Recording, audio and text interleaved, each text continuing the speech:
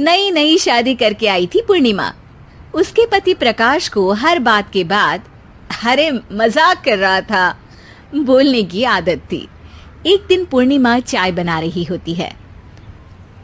सुनो ना, ये मसाला चाय में सच में अगर मिर्ची, नमक, प्याज, लहसुन वगैरह का पेस्ट मिला दे तो चाय मसालेदार हो जाएगी ना। अरे आप कुछ भी मत बोलिए। अरे मजाक कर रहा था।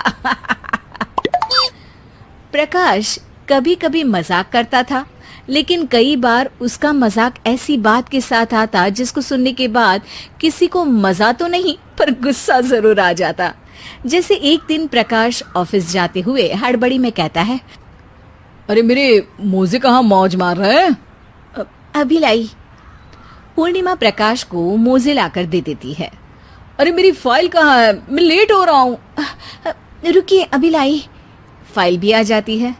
अरे वो टिफिन तो ला दो, कितना लेट करवाओगी? एक तो सामान इधर उधर पटक देते हो, मुझे ढूंढ के लाना पड़ता है, फिर मुझे कहते हो कि लेट हो रहा हूँ। अरे जल्दी जल्दी हाथ चलाओ ना। 8 हाथ नहीं है मेरे, 2 ही है। ऑक्टोपस दिख रही हूँ क्या? हाँ हाँ ठीक है, जाओ जल्दी से टिफिन लेकर आओ।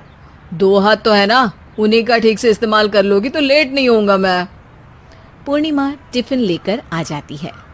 वैसे तुम थक जाती होगी ना इतना सब काम करके। हाँ और नहीं तो क्या। तो मैं कुछ इंतजाम कर लेता हूँ। काम वाली लाओगी क्या? अरे नहीं नहीं, दूसरी शादी कर लूंगा। 2 पत्नी होंगी तो काम आसानी से हो जाएगा ना। क्या?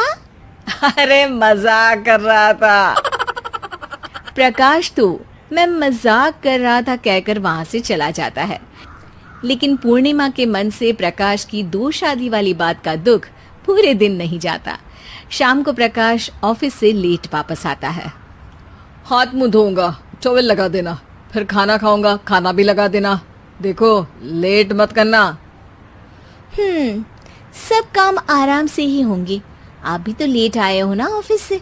अरे यार मैं काम कर रहा था ऑफिस में, तुम क्या कर रही हो? घर में जो खाना, साफ सफाई ये सब होता है ना, इसको भी काम ही कहते हैं वैसे। अरे ठीक है ठीक है, मैं ही कुछ करता हूँ तुम्हारी मदद के लिए।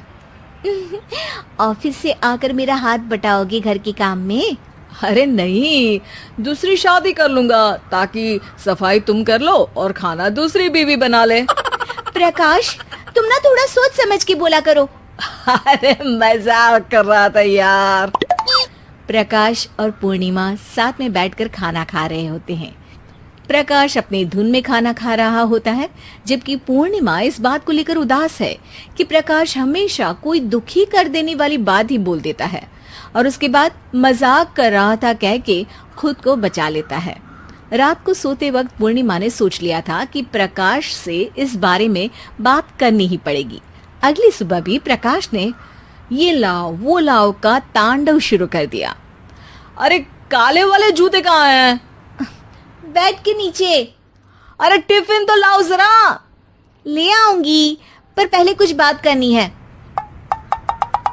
क्या बात क्या बात क्या बात क्या बात करनी है तुमको? ये जो रोज दूसरी शादी करने की बात करते रहते हो ना आप, मेरा मन दुखी हो जाता है। मत बोलिए ना ऐसी बात। अरे पगली, पहले क्यों नहीं बताया? मैं इसका समाधान कर दूंगा। अब बोलना छोड़ दोगे ना? अरे नहीं, दूसरी शादी कर लूंगा ताकि उसको तो बोल पाऊं।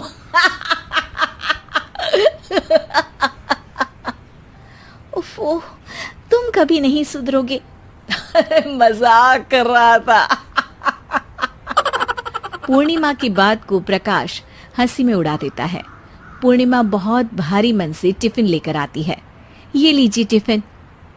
अरे मैं तो भूल ही गया, आज मेरे बॉस के बेटे की बर्थडे पार्टी है, तुमको भी बुलाया है, रात को तैयार रहना। रात को पूर्णिमा और प्रकाश बॉस के बेटे की बर्थडे पार्टी में पहुंच जाते हैं। वहां प्रकाश के ऑफिस के और भी लोग हैं जिनको पूर्णिमा पहले से जानती है। केक कटता है, लोग खाना खा रहे होते हैं। वहीं पूर्णिमा और प्रकाश ऑफिस के लोगों के साथ बैठे बात कर रहे होते हैं। मेरे हस्बैंड तो खुद काम भी करते हैं और बच्चों को भी संभाल लेते हैं। हाँ भाई, अरे घर के थोड़े बहुत काम तो करने ही होते हैं ना। मेरी पत्नी भी अकेले सब कब तक करेगी। मैं तो सिर्फ ऑफिस का ही काम करता हूँ, घर का सब काम तो पूर्णिमा ही करती है। पूर्णिमा, तुम अकेले सब कैसे कर पाती हो? नहीं जी, बहुत थक जाती हूँ वैसे। तो प्रकाश से हेल्प ले लिया करो ना।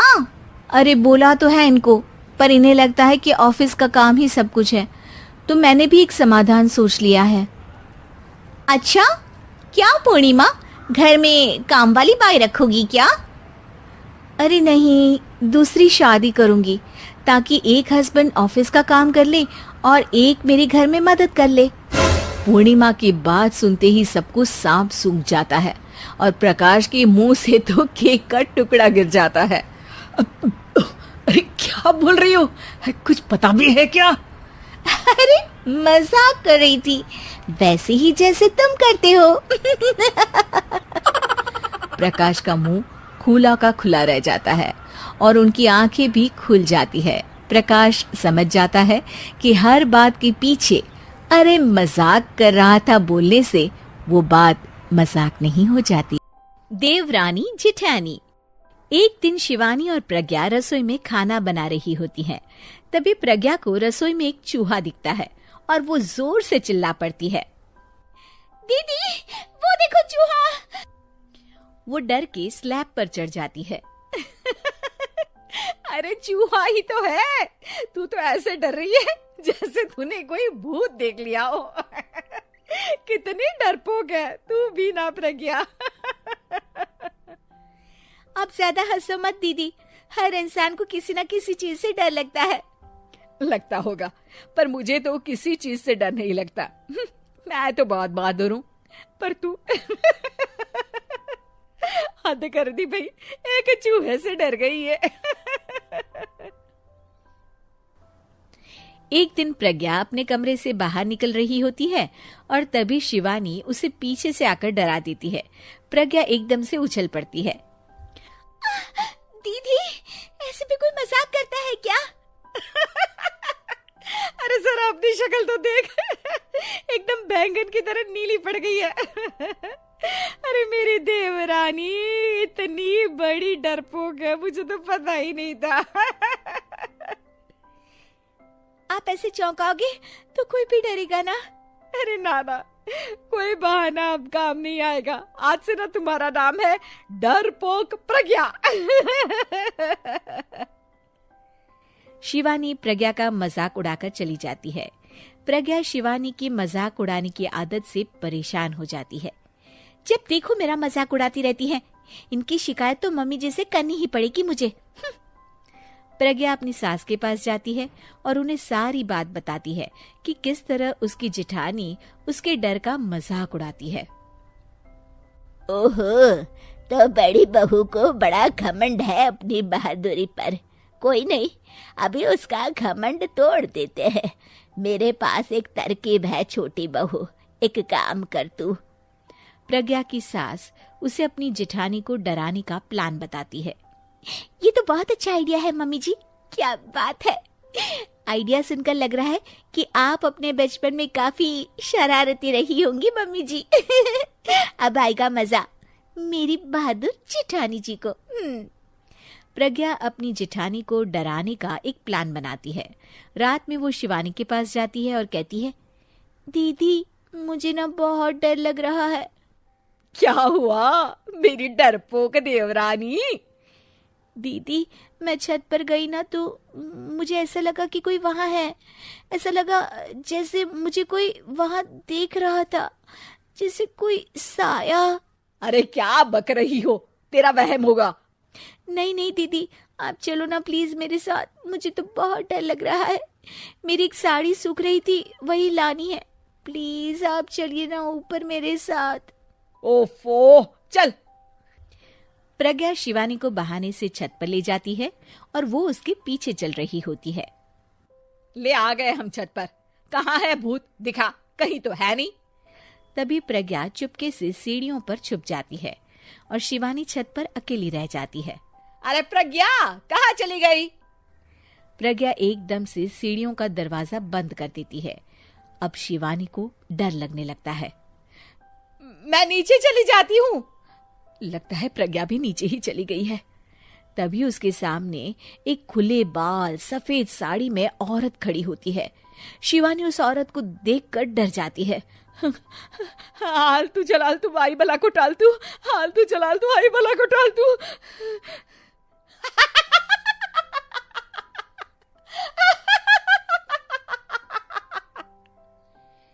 चुड़ैल की हंसी सुनकर शिवानी बुरी तरह डर जाती है।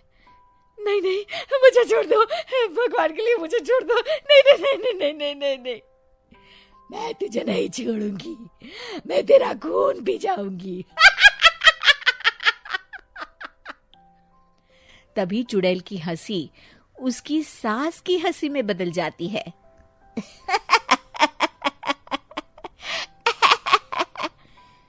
मम्मी जी, ये तो मम्मी जी की आवाज है।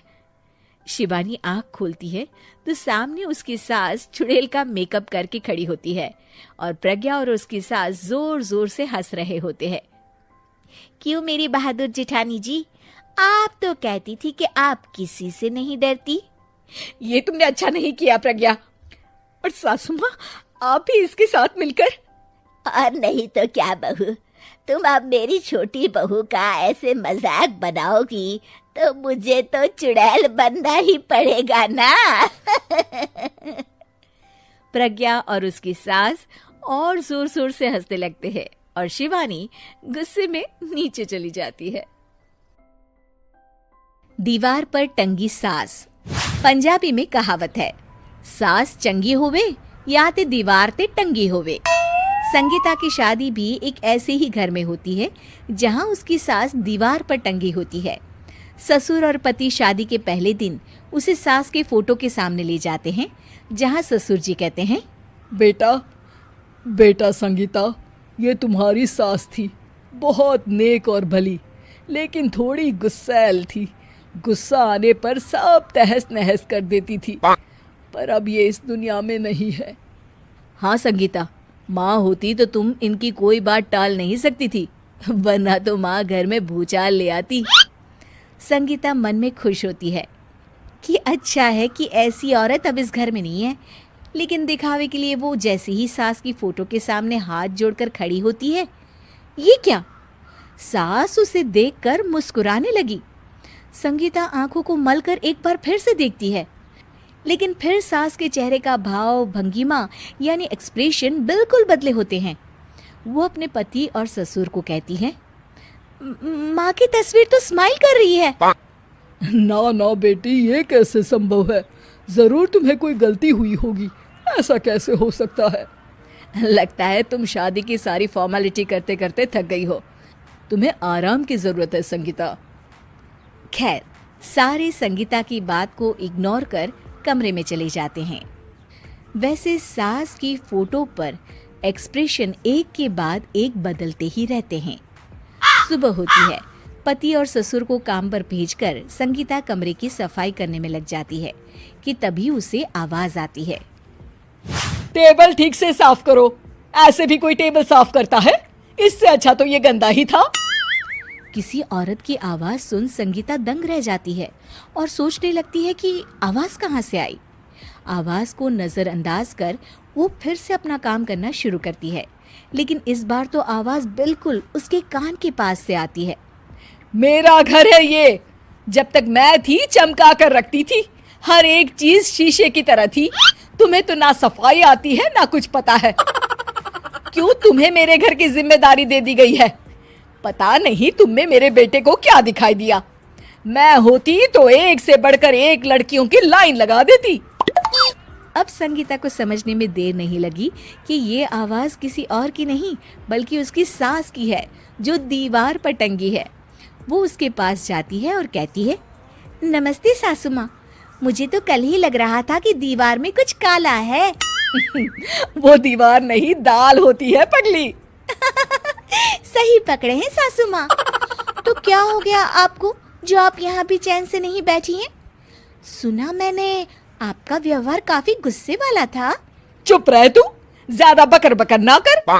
घर का काम करना तो आता नहीं, आई है मुझसे बहस करने। हाँ, देखिए सासू माँ, मैं आपसे साफ साफ कह देती हूँ, मुझसे पंगा लेने की कोशिश मत करिएगा। तभी पीछे से संगीता का पति आता है। अरे संगीता, किससे बात कर रही हो? कौन है वहाँ? संगीता की सास की फोटो फिर से पहले जैसी हो जाती है। आपकी माँ से कह रही थी कि मुझे काम करना आता। अरे संगीता, माना सास के ताने हर बहू को अच्छे लगते हैं, लेकिन यहाँ तो माँ है ही नहीं, तुम तो फोटो से ही तुम भी लाजवाब हो संगीता। किसी को विश्वास नहीं होता कि संगीता अपनी मरी हुई सास की फोटो से बात करती है। वहीं आए दिन संगीता की सास संगीता को किसी न किसी बात पर आते जाते ताने देती। संगीता को भी अब सास के तानों और उनसे बात करने की आदत हो गई। वो कभी खानदान की कहानी तो कभी तीज त्योहार कैसे मनाए या किसी व्यंजन की रेसिपी सास से ही पूछती। सारा दिन घर में अकेली संगीता की सास अब उसके लिए तानों के साथ पक्की साथी की तरह भी रहने लगी थी, जो किसी और को नहीं बल्कि संगीता को ही सुनाई देती। तो देखा आपने, सास बहू का रिश्ता हर रिश्ते से ऊपर होता है, फिर चाहे वो खट्टा हो या मीठा।